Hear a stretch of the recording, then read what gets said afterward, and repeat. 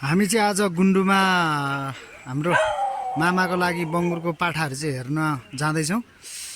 कस्तो कस्तो रहेछ पाठाहरू म तपाईँहरूलाई देखाउँछु है त।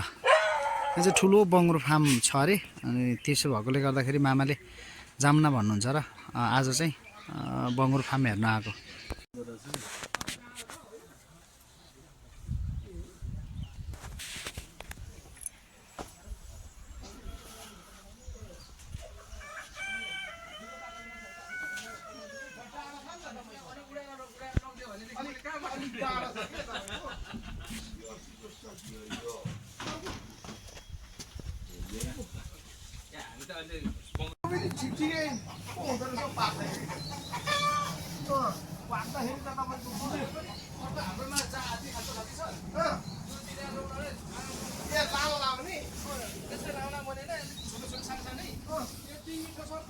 बाउहरूको आजहरू कम्ती ठुलो छैन यस्तो त्यो धेरै खालको हुन्छ केराहरू। यत्रो यत्रो छ। बङ्गुर त मजाले घाम तापेछ त यहाँ त।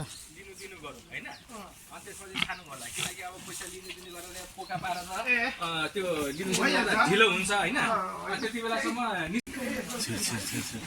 ल मामाको लागि बङ्गुरको पाठा कागजले कुन छ बङ्गुरको पाठा लिन आएको ल। भन्ने कुरा होइन। अब यहाँबाट यता मैले यसरी घुसेर यो भनेर चाहिँ मामा कतिवटा लानुहुने र तपाईँ? मैले हजुर 50-60 वटा।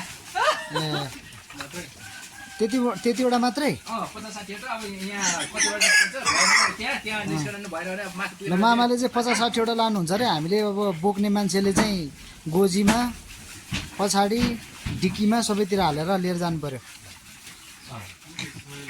एकदम राम्रो राम्रो रहेछ पाठाहरू चाहिँ।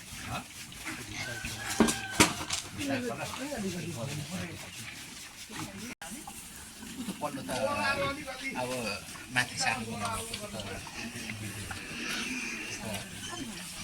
अब त्यो माथि सार्ने बेला भइसकेको। कस्तो दामी लाग्यो मलाई त। यो बङ्गुरको पाठाहरूको माउहरू चाहिँ माथि छ भन्दै हुनुहुन्छ उहाँहरूले, तर रोग आउँछ भनेर बाहिरबाट आउने कसैलाई पनि छिर्न दिनुहुन्न रहेछ। त्यो भएकोले गर्दाखेरि मैले चाहिँ यसको माउहरूको चाहिँ भिडियो बनाउन सकिनँ। यदि मिलेर नेक्स्ट टाइम भयो भने यसको माउहरू चाहिँ कतिवटा छ र कत्रो कत्रो छ त भनेर चाहिँ म तपाईँहरूलाई अवश्य भिडियो लिएर आउने नै छु। प्रतीक्षा गर्नुहोला है त।